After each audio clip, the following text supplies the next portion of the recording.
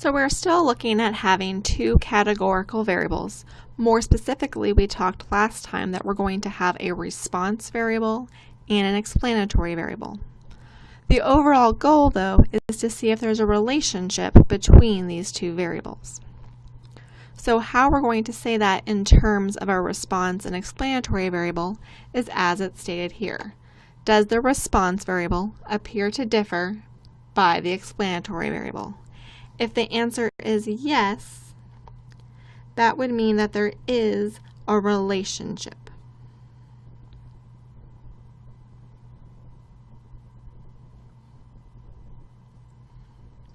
Or how we could say that is the response variable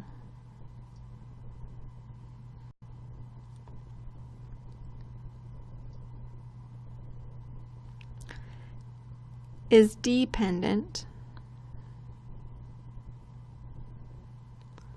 on the explanatory variable.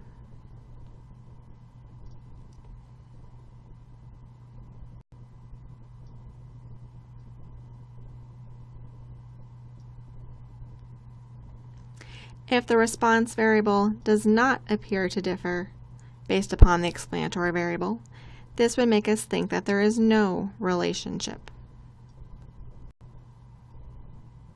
Or that the response variable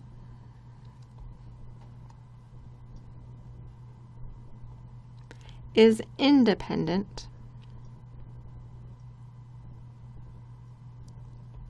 of the explanatory variable.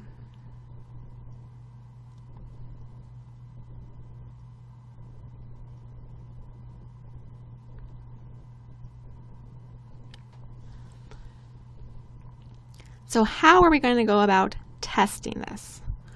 Well, in order to understand what this test is going to look like, we're first going to understand what does independence look like. So what independence would mean is that there's no relationship between our two variables.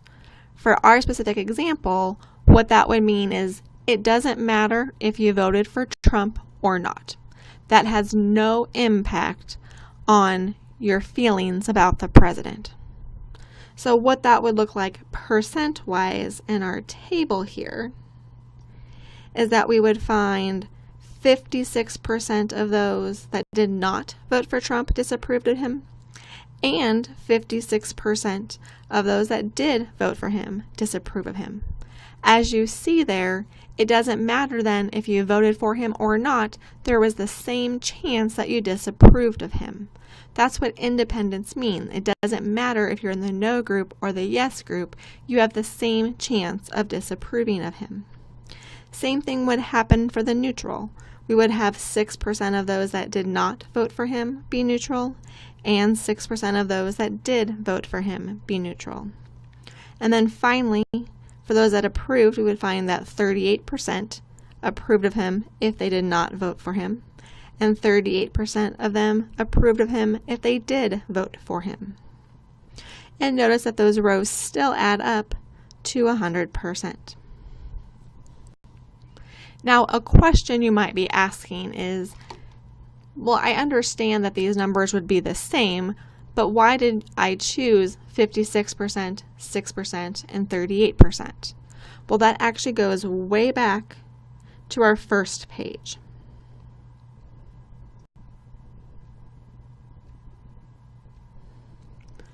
These are the numbers that we found when we ignored whether they voted for him or not.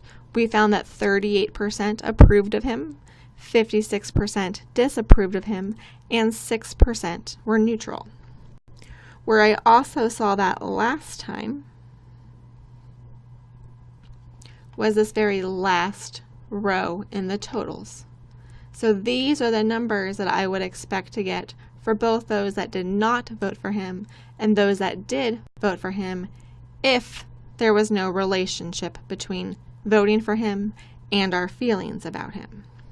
So it's just coming from those numbers that we had already seen before.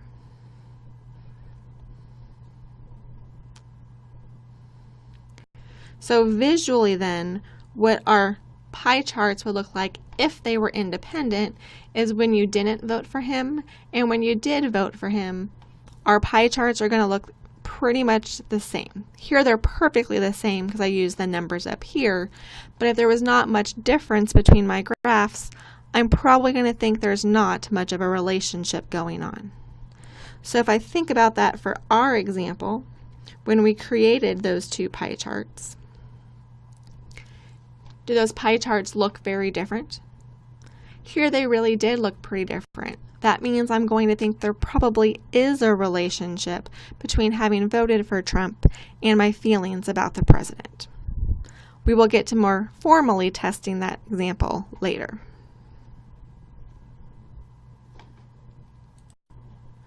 What I hope is right now you have an understanding of what independence looks like and sort of where I got those percentages from. Because what we're going to want to do is to test what we expected to get if they're independent versus what we actually got from our data. So that leads us to the two different numbers that we are going to need. We are going to need the observed count. This is the actual data values that I received from my data. Then we're going to have what's called an expected count. This is the number of people we would expect to fall into that category if they are independent. So when I talk about an expected count, it's always assuming that they are independent. So that's an important thing to note there. So how do I find an expected count? Well, there's two different formulas to think through for this. They will both work, and we will demonstrate both of them. I can use the row totals, the column totals, and the overall totals to calculate it. Or I can use row percents and a row total to do it. The thing that I want to note here is when we're talking about this row percent in decimal form, this is if they are independent. So thinking ahead to our example, if they're independent, these are the percentages I'm going to be talking about. This 56%, 6%, and 38% are going to be the numbers I'm going to use then when calculating the expected counts. So we're going to do this for our example. The first important thing to note is my totals are all going to stay the same. So if I go back to my contingency table that we had, all of these numbers that are bolded are going to stay the same. So I'm still going to have a total of 2,500 people, still a total of 1,361 that did not vote for him. So all of these numbers are going to stay the same. So I'm going to first plug those numbers in to our table. So the totals do not change.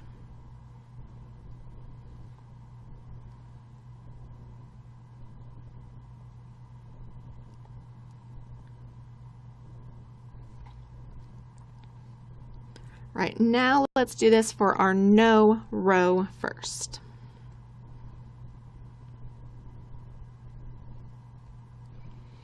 All right, so I'm again show you both forms of our formula. So we're going to use this first one for the disapprove column.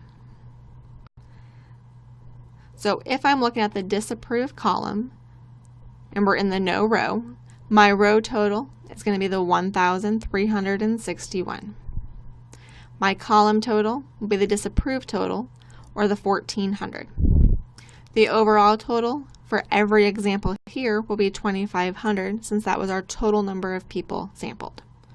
So if I write that out, I'm going to take the 1,361 times my 1,400 divided by 2,500. And when I do that, that's also the same thing as my row percent in decimal form if they're independent.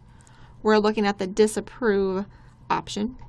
So I'm going to be using this 56% that we've seen in our pie charts. So that's going to be the same thing as 0.56 times the 1,361. So either way that you do it, you will get the same answer. We here will get 762.16.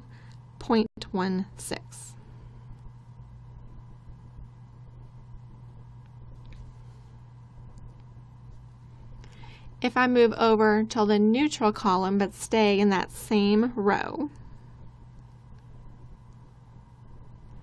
if I'm using the first formula, my row total is going to stay the same. My overall total is going to stay the same. What's going to change is my column, since I'm in the different column. I'm going to use the 150 instead. So I would take the 1,361 times my 150 divided by the 2,500. Or, using those percentages on the previous page, this time I'd be using that 6%. So in decimal form, that's 0.06. And that would give me 81.66.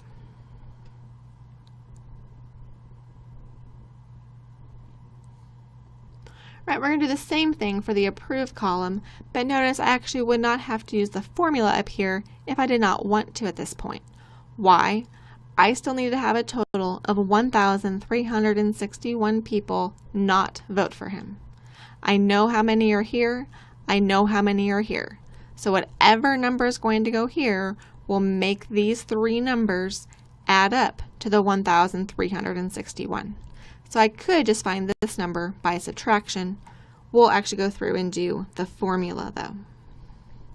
So for the approve column, I'm still in the same row, so same row total.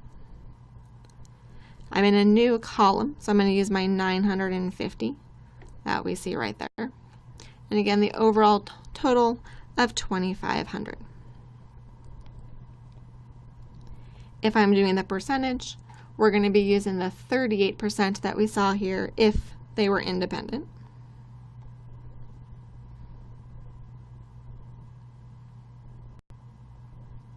And that would give me 517.18. And again, if we add up our three numbers here, we're going to get this 1,361. We're going to do the same thing for the yes row, but again, actually notice I would not have to calculate these numbers here because of knowing what my column totals have to be. So this number plus this number would have to give me 1,400, so I could again just find it by subtraction. I am actually going to recommend pausing the video here and trying to use this formula for the yes row to see if you get the correct numbers before you start playing again to see if you did get the same numbers. So here are the numbers that we should have gotten for my yes row. For the disapprove, we should have got 637.84. Again, that time using our row total now of 1,139, column total of 1,400, overall total of 2,500. Or here we could take 1,139 times that percentage of 0.56 that we had before. Similarly for neutral, and similarly for our approve. And again, we can notice that these two numbers would add up to 1,400. These two numbers will add up to 150, and these two numbers will add up to 950, and all three of those will add up to 1,139.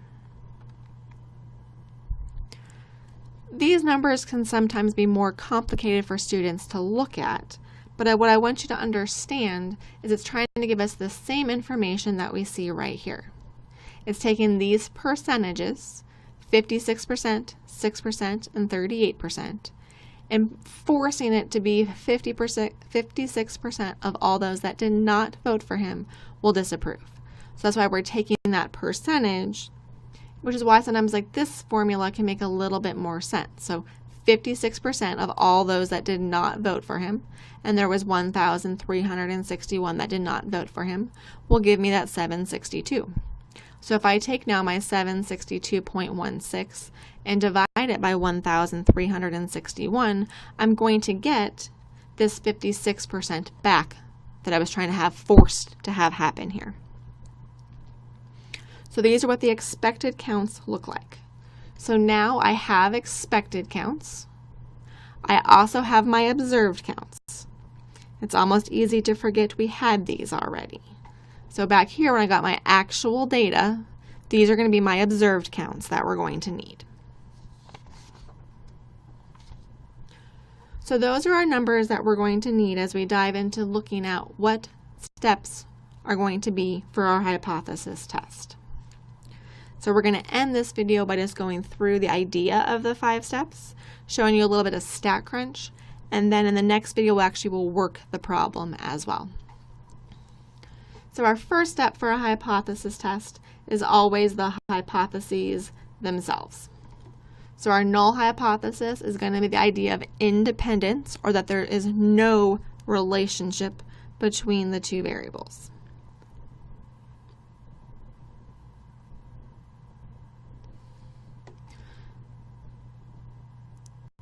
And the alternative hypothesis will always be the dependence, or that there is a relationship between our two variables.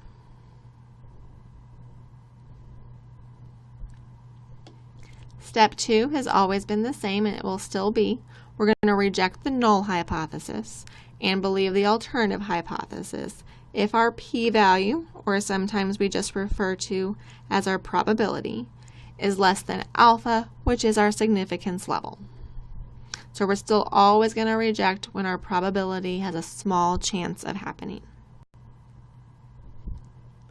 Step 3 first starts with conditions if we're asked to do so. So we still need a random sample, or we need a random sample within subgroups. The idea of a random sample within subgroup would be the idea of a stratified sample.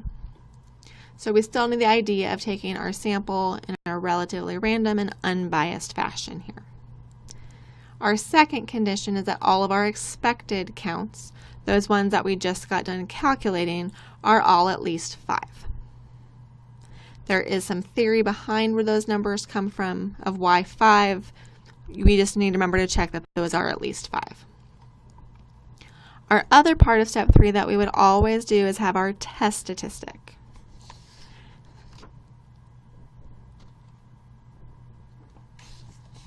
And we will demonstrate when we do the example how this number is calculated.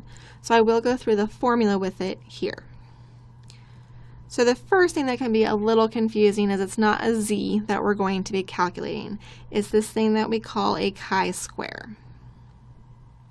Because this is the Greek letter chi, and then it's been squared. So it's a chi-square. How we're going to calculate that is we're going to take the sum, which is just all this capital Greek letter sigma means, is to sum. So we're going to sum some things together here. And we're going to sum up the observed minus the expected, all squared divided by the expected.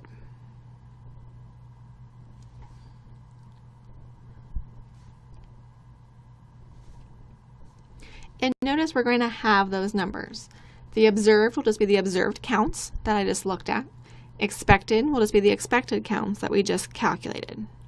We will let StatCrunch do this for us primarily, so I'll focus on where to find those numbers in StatCrunch, but we will also demonstrate how it's calculated and what that number is actually telling us. For step 4, we're going to calculate our p-value, but since we're no longer working with a z, this will also just come from StatCrunch. We will not calculate this ourselves.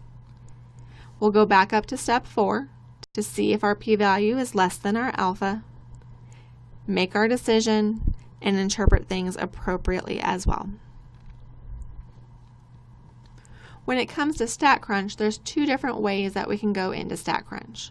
We either need to enter in our contingency table without the totals, or have the data, and depending upon which one we have, there's slightly different menu options we're going to go through. I'm going to go ahead and demo both options here to sort of end this video with. So let's do the contingency table, where I'm actually going to type in the contingency table first. So to do that, I'm just going to bring up a blank looking StatCrunch window. And I'm going to go look at my contingency table of my actual data. So I'm going to enter in all of this part of the table, but I'm not going to include the totals. So just the no and yes rows and the disapprove, neutral, and approve columns with these 6 numbers. So that's going to be what I want to type in here. So I'm going to call this vote for Trump, no or yes. I'm going to enter this in the same order as we see in our notes.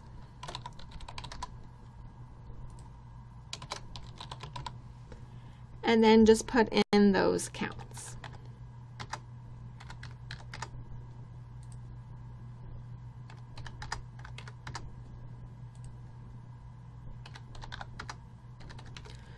So again, those numbers are the same ones that you see here. Okay. Then we'll follow the next step. So we're going to go to Stat, Tables, Contingency with Summary. So Stat, Tables, Contingency with Summary. Then, as it says, we're going to select the appropriate columns. So basically, which columns would you like to compare? Notice it says here I can select more than one with Shift plus click or Control plus click. So I'm going to hold my Control button down while I click more than one. So those are my 3 columns that I want to compare. Then I need to select where I stored my row names. So my row names are in this Vote for Trump column. And then we can get some extra information. I'm going to go ahead and show you 2 pieces of extra information we can get. We'll look at a third in the next video. I'm going to go ahead and select this row percent, and then again Control click to get this expected count. Then I'll hit compute. So here's my results that I got. Now when you're looking at this output, the important thing to first look at is the cell format. It shows me when I look at each of these cells over here, which number is which. So the first one listed is the count. That's the actual observed data. So notice those are the same numbers that I had entered here. The second number is the row percentage, that's in parentheses below it. And the last number is the expected count. Now, if you remember, we've actually calculated these numbers ourselves, so we could verify that these are the same. So for example, here we got 762.16 as my expected count for those that did not vote for him and disapproved. And that's the exact same number that we got when we calculated this ourselves. In addition, in the last video, we calculated the row percentages, and there I got 72.52%. And I can see the exact same thing here in StatCrunch. It gives me the same values. So those calculations that we've already done, StatCrunch will do as well. Finally, down here is the information I'm going to need for the actual hypothesis test. Here's my p-value that I'm going to need. And this value, this 350 number, is my actual value of my test statistic or my chi-squared. Or in a sense, it's going to be this number when I'm done. And again, we'll show how that number is calculated in our example in the next video. So we'll go through and do that math together. All right, the other way to do it is to actually have the data. So the data was what I was working with before when I created these pie charts. So for each of my 2,500 people, I have their opinion about the president and if they voted for Trump. So now I'm going to follow those options. So we're going to go to Stat, Tables, Contingency with Data instead.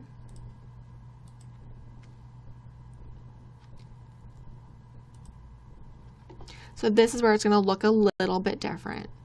Now I got to say which one's going to be my row variable. Remember, we're going to put the explanatory variable as our row variable. So that was whether or not they voted for Trump. And our response variable is our column variable, and that was their opinion about the president.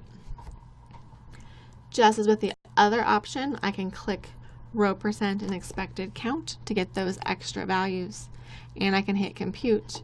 We're going to get the same output that we had before, just in a slightly different order.